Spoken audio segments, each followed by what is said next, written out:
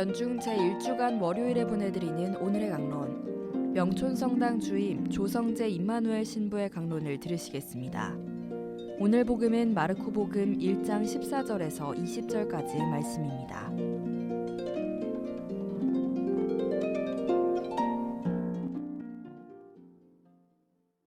요한이 잡힌 뒤에 예수님께서는 갈릴리아에 가시어 하느님의 복음을 선포하시며 이렇게 말씀하셨다. 때가 차서 하느님의 나라가 가까이 왔다. 회개하고 복음을 믿으라.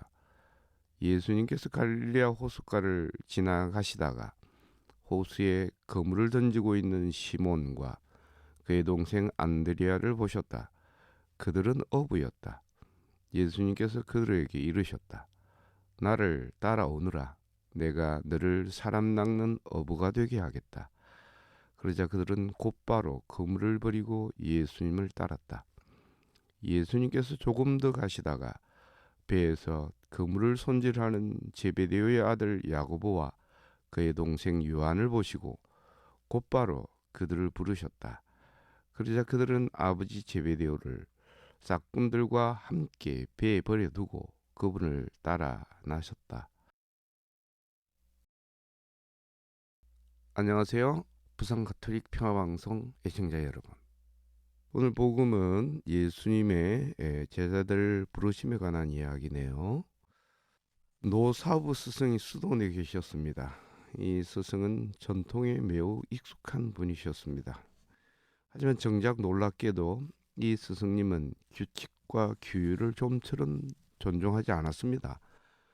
그러던 어느 날 나이 든 제자가 자신의 딸과 논쟁이 벌어졌습니다. 부녀 간의 다툼이 꽤 심각했지요. 나이 든 제자는 자신의 사익감, 즉 딸의 남편 고르기를 두고 그 문제만큼은 반드시 종교 규범을 지켜야 한다고 주장하였습니다. 같은 종교를, 같은 신앙을 고백한다고 계속 주장하였습니다. 하지만 딸이 사랑한 사람은 다른 종교인이었나 봐요. 그런데 정작 노사부 스승님은 막대해 놓고 딸의 편을 들어 주었습니다. 나이든 제자 편에서 볼 때 속으로 아니 성자께서 어찌 이럴 수가 있을까 하며 매우 당황하고 놀라워하였습니다. 그러자 이에 노사부가 나서서 나이든 제자에게 한 말씀 하였습니다. 이보시게 수행자여, 삶이란 본시 마치 음악과 같은 것이라네. 규칙보다는 느낌과 본능에 의해서 이루어지고 완성되어 가는 것이라는 사실을 알아야 한다네. 오늘 복음은 소명사와 부르심에 대한 장면을 만납니다.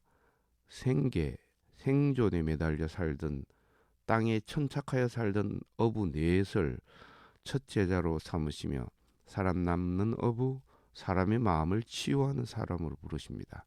아시다시피 세상의 질서는, 세상의 이치는 여태 아직까지도 여전히 루저들, 낙오자들에게 고운 시선을 던진 적이 한 번도 없지 않습니까? 그렇게 패배자들, 실패한 사람들, 이들도 대열에서 경쟁에서 뒤처진 낙오자들에게도 참 수고했다고, 참 많이 애썼다고 위로의 말을, 격려의 말을 한 적이 없지 않습니까? 그래요. 낙오자들, 그들도 따지고 보면 이긴 놈, 살아남는 놈과 별 차이가 없는 거라고 용기와 희망을 안겨준 적이 없지 않습니까?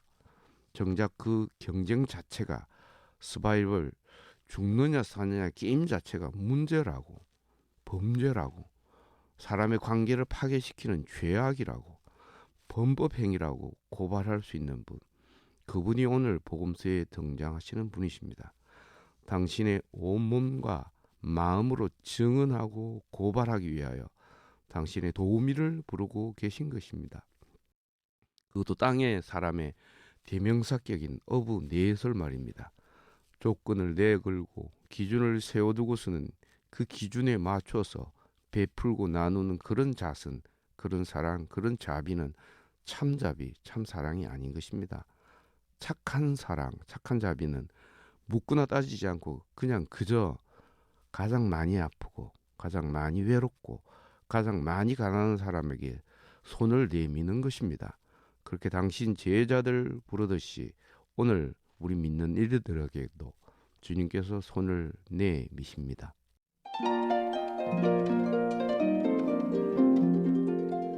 지금까지 명촌성당 주임 조성재 임마누엘 신부의 강론을 들으셨습니다. 내일도 조성재 신부의 강론이 이어집니다. 오늘의 강론은 매일 오전 11시 순교자들의 신앙을 본받아 미사를 봉헌하는 오륜대 순교자 성지와 함께합니다.